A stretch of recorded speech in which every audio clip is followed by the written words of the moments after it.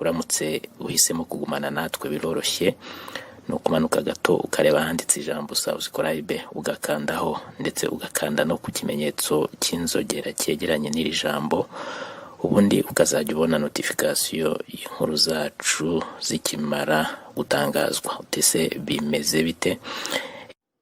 Inkuru hari aka kanya ni y'urupfu rwa Perezida Pierre Nkurunziza wari perezida w'u Burundi upfuye nyuma y'igihe gito cyane, bitangajwe ko arwaye ndetse akajyanwa mu bitaro by'Ikarusi muri iki gihugu. Kugeza uyu mwanya itangazo ribika urupfu rwa Pierre Nkurunziza ryamaze gutangwa na guverinoma y'u Burundi, rivuga ko guverinoma ya Repubulika y'u Burundi ibabajwe no kumenyesha abarundi bose ndetse n'umuryango mpuzamahanga urupfu rutunguranye rwa Perezida Pierre Nkurunziza wari perezida w'u Burundi kuva mu myaka 15 ishize. N'urupfu rero rwabereye ku bitaro byitwa Natwe Turashoboye by'Ikarusi, bitewe no guhagarara k'umutima. Iri tangazo rivuga ko nyuma ya saa sita kuwa gatandatu ku itariki ya 6 z'ukwezi kwa gatandatu 2020, Perezida Pierre Nkurunziza yagaragaye akurikirana umupira wa volleyball Ingozi, ariko mu ijoro ryo kuri uwo wa gatandatu nyine ahagana ku cyumweru ku itariki 7 z'ukwezi kwa gatandatu uyu mwaka, Son Excellence Pierre Nkurunziza akaba yarumvise atamerewe neza, aribwo yajyanywe by'igitaraganya ku bitaro bya Karusi kugira ngo akurikiranwe n'abaganga. Yahageze bashyirwa mu bitaro yumva atameze neza, ariko ku cyumweru buke nyine yongeye kugarura ubuzima ndetse yagiranye ibiganiro n'abantu bari kumwe nawe bari bamusuye aho yararwariye.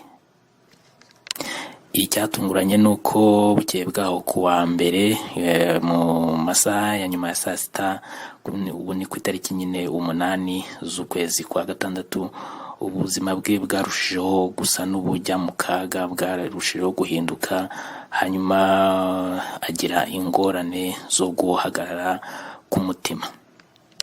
Yahise atangira gufashwa gukurikiranwa n'abaganga mu buryo bw'umwihariko. Itsinda ry'abaganga rero rikaba ryaragerageje kumufasha mu masaha menshi yakurikiyeho, ariko ntibyagira icyo bitanga, akomeza kuremba, nubwo ikipe yakomeje kumuba hafi kugira ngo irebe ko yagarura ubuzima bwe, ariko birangira rero ashizemo umwuka.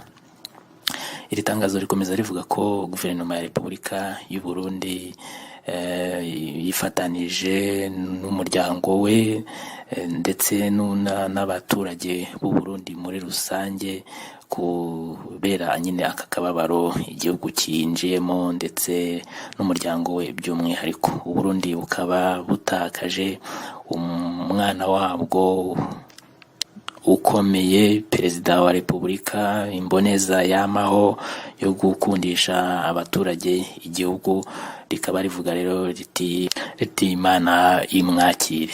Nk'uko rero yabaye umuntu w'intangarugero ku barundi bose, iri tangazo risaba ko umuntu wese ukunda kandi ubaha Imana akaba nakunda n'igihugu cy'u Burundi akomeza gutuza, akomeza kuba mu mwanya wo gusenga no guherekeza Nkurunziza amuherekeresheje amasengesho. Guverinoma y'u Burundi yatangaje yuko itangaje icyunamo cy'iminsi 7 gitangira kuri uyu ya 9 z'ukwezi kwa gatandatu. Muri iki gihe gikomeye rero amabendera y'igihugu akazaba yorurukijwe ho gato. Perezida Nkurunziza wari umukuru w'igihugu cy'u Burundi ni umuntu wakundaga kuvuga ukuri. Abarundi bo bavugaga ngo amenera urudakurukumu kandi icyo yemeye akagikora, ariko ngo ntibyagiye bibuza ko abamurwanya bama bamuvugiye ibyo atavuze cyangwa ntibemere ibyo yivugiye kandi ataciyumviro boserura cyemeza ko ibyo yavuze atazabikurikiza. Kuva mu mwaka wa 2015 igihe hari imigumuko mu gihugu, yaravuze ko yavuze ati yabwiye abarundi kimwe n'imiryango mpuzamahanga kumureka ko yakwitoza, ko kwitoza icyo gihe bwari uburenganzira bwe. Akavuga ati rero nimundeke nitoze, ariko rizoba ari irya nyuma kuko mu matora ya 2020 sinzogaruka. Yarabasubiriye arabivuga ku igenekerezo rya 7 z'ukwezi kwa gatandatu 2018. Nta wari wizeye igihe yoshyikiriza abarundi n'amakungu ibwirizwa shingiro ryari riherutse kwemezwa n'abarundi mu matora ya kamarampaka ku itariki ya 17 z'ukwezi kwa gatanu 2018. Atawe babiganiriye mu bo basangiye umugambwe CNDD-FDD. Icyo gihe yaravuze ati nagomba kumenyesha abarundi n'amakungu ko mu matora yo muri 2020 ntazosubira kwitoza kandi nzofasha mwene wacu azotorwa ngo arongore igihugu kugira ngo ntihagire na kimwe cyo mugora mu gutunganya igihugu nzoba ndamushyikirije.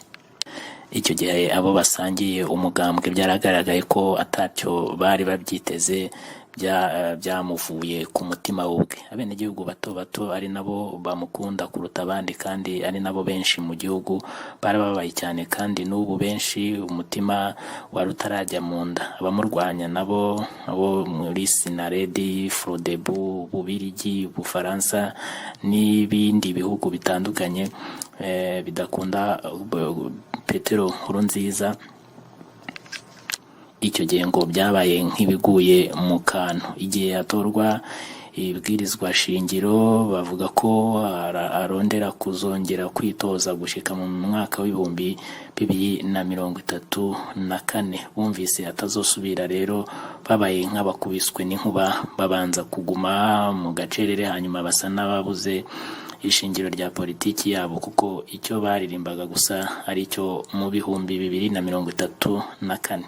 Iminsi ishize bamaze guhembuka, baciye batangura kuvuga ibindi ngo Petero Nkurunziza ni umunyamayeri, ngo arabeshya, harya no guhuma amaso abandi n'amakungu, ngo ntiyovirira ubutegetsi n'ibindi. Ariko Petero Nkurunziza we cyangwa abavugizi be baramaze kuvuga ko atazasubira kwitoza inshuro nyinshi. Nyuma yaho yabivugaga ibugendana. Petero Nkurunziza rero apfuye afite imyaka 57 kuko yavutse ku itariki ya 18 z'ukwezi kwa 12 mu 1963. Ni perezida w'u Burundi kuva muri 2005. Mbere yaho yari umuyobozi w'ishyaka National Council for Defense of Democracy Forces for the Defense of Democracy CNDD-FDD. Mu 2015 Perezida Nkurunziza yatorewe manda ya gatatu itaravuzweho rumwe. Mbere yuko atorerwa iyi manda, mu Burundi habaye imyigaragambyo yaguyemo abantu barenga 100 basaba ko ava ku butegetsi. Tariki ya 13 z'ukwezi kwa gatanu mu 2015 bamwe mu basirikare b'u Burundi bayobowe na General Godefroid Niyombare bagerageje guhirika Perezida Nkurunziza ku butegetsi. Umugambi wabo uza kuburizwamo kuko nyuma y'iminsi 2 tariki ya 15 Gicurasi Nkurunziza yari yagarutse mu gihugu cye avuye muri Tanzania, aho yari yahungiye by'agateganyo. Iryo geragezwa ngo ryo guhirika perezida Petero Nkurunziza ku butegetsi ryakurikiwe n'ubwicanyi bwakorerwaga abategetsi bakomeye n'umwuka w'ubwoba watumye abarenga 400 bahunga igihugu. Muri ukwezi kwa karindwi mu 2015 nibwo perezida Petero Nkurunziza yatorewe manda ya gatatu, ariko we icyo gihe yavugaga ko ari iya kabiri. Naho ku itariki ya karindwi z'ukwezi kwa 8 2018 Nkurunziza akaba yaratangaje ko mu matora ya perezida wa repubulika yarateganijwe mu 2020 ataziyamamaza. Koko abatariki ya 20 z'ukwezi gushize kandi niyamamaje. Ndayishimiye Evariste watorewe kumusimbura akaba atazabona umuhereza inkoni y'ubushumba kuko apfuye umusimbura atararahira.